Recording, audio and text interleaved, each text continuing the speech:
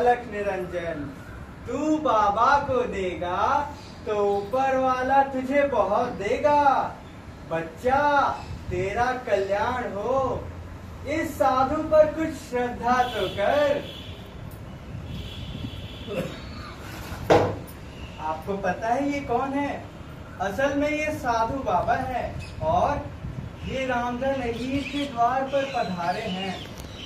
पर बेचारा रामधन, उसके घर में अनाज का एक भी दाना ना था। पर साधु वह तो इस बात से अनजान है। अरे भगवान, अरे सुनती हो? अरे कहाँ गई? अरे द्वार पर साधु आए हैं, उन्हें कुछ दे दो, वैकुंठ प्राप्त होगा। अलख निरंजन। तो चलिए अब आपको सुनाते हैं रामधन के घर का हाल। रामधन की स्त्री बर्तन मांज रही है और इसी घोर चिंता में मग्न है कि भोजन में क्या बनेगा। घर में अनाज का एक भी दाना ना था। चैत का महीना था, किंतु दोपहर को ही अंधकार छा गया। बस सारी की सारी खलिहानों से उठ गई। आधी महाजन ने ले ली, आधी जमींदार के प्यादों ने वसूल की। भूसा बेचा तो बैल के व्यापारी से गला छूटा। बस थोड़ी सी ही गांठ अपने हिस्से आई, उसी को पीट पीट कर एक मन भर दाना निकाला था। किसी तरह चैत का महीना पार हो गया। अब आगे क्या होगा? क्या बैल खाएंगे, क्या घर के प्राणी खाएंगे, यह ईश्वर ही जाने। पर द्वार पर साधु आ गया है, उसे नाराज कैसे भेजे? अपने दिल में क्या कहेगा? इसी दुविधा में रामधन और उसकी स्त्री के बीच संवाद होता है। चलिए सुनते हैं।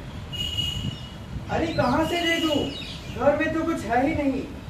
अरे भगवान, मटके में कुछ आटा वाटा होगा तो वही ले आ।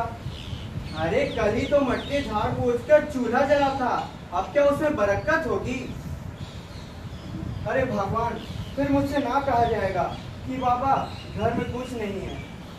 जाना किसी से मांग ला। अच्छा, जिनसे मांगा था उन्हें देने की नौबत नहीं आई है, और किस मुंह से मांगूंगी?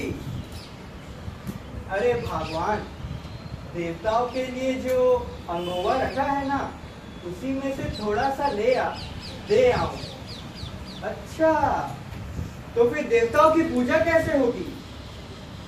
अरे भगवान, देवता थोड़ी ही मांगने आते हैं। समाई होगी करना, ना समाई हो ना करना। आपको पता है उसके बाद क्या होता है?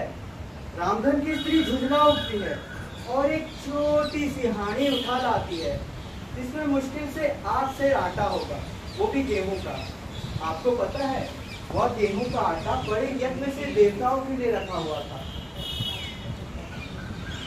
रामधन कुछ देर खड़ा सोचता है, फिर एक कटोरी आटा लेकर जाता है और साधु की झोली में डाल देता है।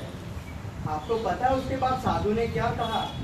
उन्होंने कहा, बच्चा अब तो साधु आज यही रमेंगे।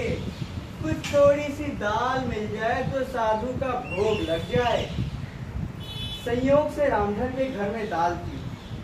रामधन ने दाल, नमक, उपले सब कुछ जुटा दिए और साधु ने बड़ी विधि से बाटियां बनाई, दाल पकाई और झोली से आलू निकालकर भुर्ता भी बनाया। जब सब सामग्री तैयार हो गई तो रामधन से बोले, बच्चा साधु के भोग के लिए कौड़ी भर घी चाहिए। रसोई पवित्र ना होगी तो भोग कैसे लगेगा? पर महाराज, मेरे घर में घी ना है, मेरे घर में घी नहीं है महाराज। बच्चा, भगवान का दिया बहुत कुछ है, ऐसी बातें ना कह। महाराज, मेरे गाय भैंस कुछ नहीं है, घी कहाँ से होगा? बच्चा, भगवान के भंडार में बहुत कुछ है, जाकर मालकिन से कहो तो।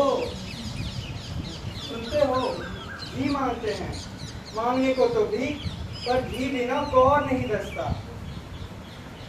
अरे तो क्या हुआ, सुनिए ना, इसी में से थोड़ी सी दाल ले जाइए, और बनिए के यहाँ से ले आइए।